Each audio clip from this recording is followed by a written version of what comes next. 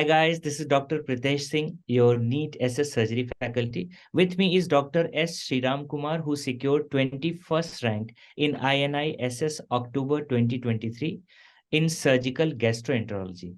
So Dr. Sriram, congratulations, many congratulations from the whole team PrepLadder. Tell us Thank you. something about yourself. Basically, I did my undergraduation from Government Toothpick Medical College, sir, and my post-graduation from Government Dharmabad Medical College Hospital.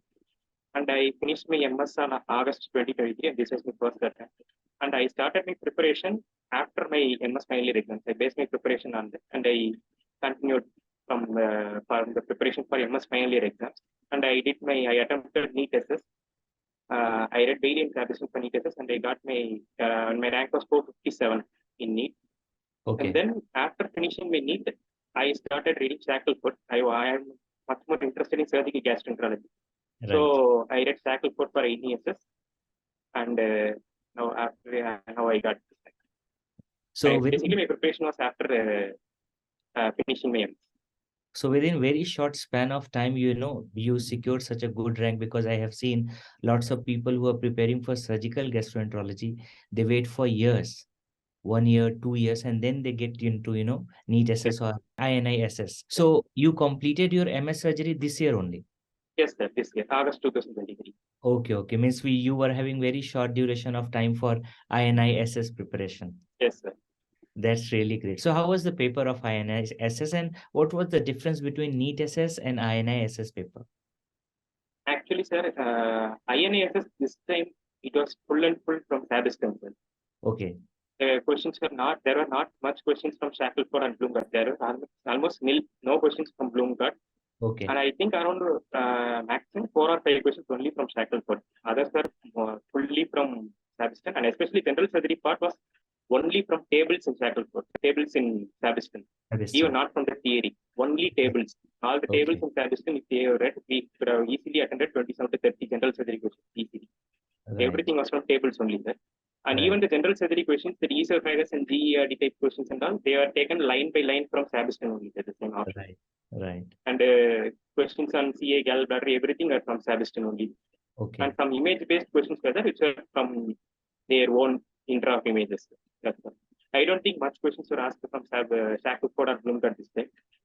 Right. So actually, it helped me. I prepared very well for NEET SS. I had no intention of full-fledged preparation for INI-SS this time, sir. Actually, I was thinking of let's see how NEET SS goes, and depending on that, we can decide whether to prepare for INI-SS or prepare for NEET SS next time. I was not much confident this time, sir, because this was my first attempt. I had no idea how the questions will be. So I just read Bailey and Sabiston for a NEET SS, and it worked out well. I was satisfied with the exam, but I made some 5 or 6 silly mistakes, and it costed me some time. I ended up with 457, but I was confident of my preparation of general surgery. So I wanted to invest on it and try INI-SS this time. With the 20 days gap after the NEET SS result, I read Shackelford fastly, sir. Just for 10 days, I spent reading Shackelford, just reading fastly and marking the important points while reading. Then I spent next 5 days, I read those marker points alone. Okay. In the last 2-3 days, I just read tables from Sabiston and Bailey. Luckily, all the questions were from the Sabiston tables. So it helped me get the good marks. Right. And since you appeared for your MS exam this year also, so that might help you in interview also. Yes, sir. Actually, my basics were strong since I finished fresh. So my basics are good. And in the interviews, questions were all basic questions. They asked about what are the complications of lab poly and like that. So since I finished just now, I could answer the question. Right. Lots of students are messaging me that, sir, please ask question related to interview, because we are completely naive. Some of the students are going for the first time, so they have that kind of fear of facing the examiner. So can you please elaborate that? Yes. Actually, the interview this time was conducted in 2 sessions. I am also not aware of the previous session. This time, the interview was conducted at 2 sessions. The first session, there were 5 questions, 5 spotters. Okay. 1 gross specimen, I think it was from Crohn's disease, and 1 clinical case scenario based on insulinoma. They gave clinical scenario of insulinoma, and they asked 4 questions beneath that. And 1 ABG, metabolic acidosis question was there. And 1 T-tube cholangiogram, and 1 CT abdomen image was there. These are the 5 Okay. spotters given to me. We have to answer these questions in 2 minutes. They won't respond anything. We just have to answer these questions and we have to proceed to the next question. And the second session was discussion, sir. There are two professors came for discussion, and they just started with my biodata. They asked about where I did my MS and how I surgical gastroenterology posting, sir, why I was interested in surgical gastroenterology, like that. Then they asked what are all the surgeries you have seen, what are all the gastro surgeries you have seen, like that. When I said about lab poly, lab appendix, they went into lab cholecystectomy and asked about the complications of lab cholecystectomy was the first question in discussion. Right. Then they gave me then they told me a clinical case scenario that a young lady comes with a corrosive injection. How will you proceed with that? Like that was the discussion. Discussion went on for over 10 to 15 minutes. Okay. Interviews were very basic. Okay. They didn't went into depth. Right. And how did you manage your residency of 3 years? Which books you studied? How many hours of work was there? It was hectic, not very hectic. So how you managed your residency period? Actually, I had no time for preparation in residency, sir. It was very hectic, and I didn't even plan for preparing this time, sir. To be frank, my thinking was in Tamil Nadu we have in-service quota for super specialty. Actually, yes. I thought after finishing MS, we can join service and we can take super specialty later. But my aim is to do super specialty, but I was not in urgency to do it now.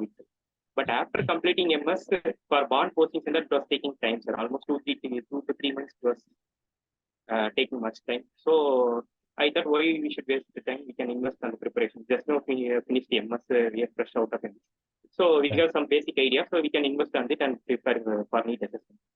And I just simply started, and after 5 hours, after 1 week or so, I became very serious about it, and I thought I have real good chance this time. We can just give it a try. And after NEET SS, I went into NEET SS with a blank mind. I was not much more confident that I will get a good rank or not. But after coming out of the exam, I thought I did well, not that bad. That was my first impression about the exam. But when the rank came, I was so happy.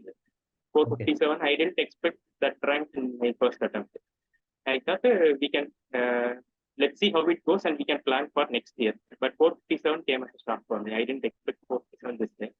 So it gave me confidence. So why not we can try INS also. Before NEET SS counseling, INS exam will also be over. Let's give it a crack and let's decide after that.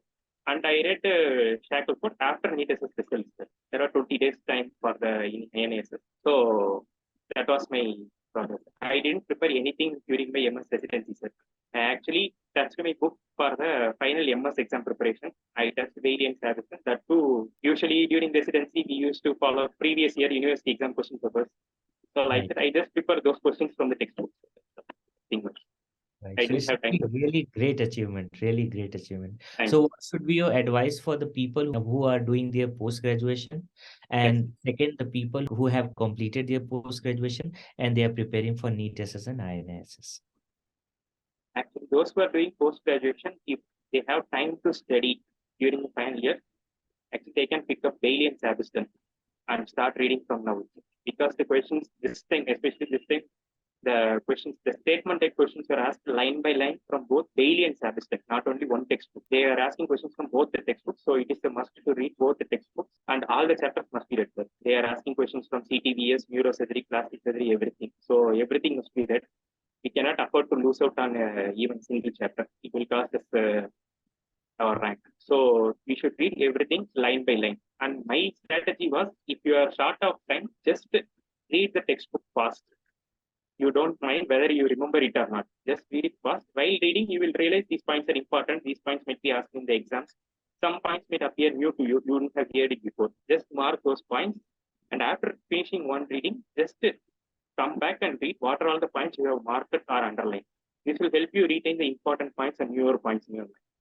And don't miss out on even a single table from Bailey and Sabiston. The questions are asked directly from Sabiston, especially in INI-SS. This time, almost 27 to 30 questions were straight from the tables, and especially from general topics only. They didn't even go for the tables from CTVS or PAT surgery. Only in the first 15 chapters, general surgery part, they asked 27 to 30 questions from the tables alone. So Sabiston tables are very, very important. If they don't have time to prepare during residency, at least they can read at least 2 2 or 3 tables per day. Like that, they can start their preparation. And anyways, for the MS exam, at least they will read daily. So they should be thorough with the daily before the end of the residency. And after residency, they can read Sabiston. If they have time during residency, it's better to prepare Sabiston during the residency. But if they don't have time, at least finish off daily and start reading Sabiston before the exam. Sabiston tables are must. We cannot afford to miss it. Okay, Sriram, so it was really great interaction with you, and I hope Thank you. students are going to get too much information from this interview. It is Thank you. going to benefit them a lot. So congratulations once again and good luck.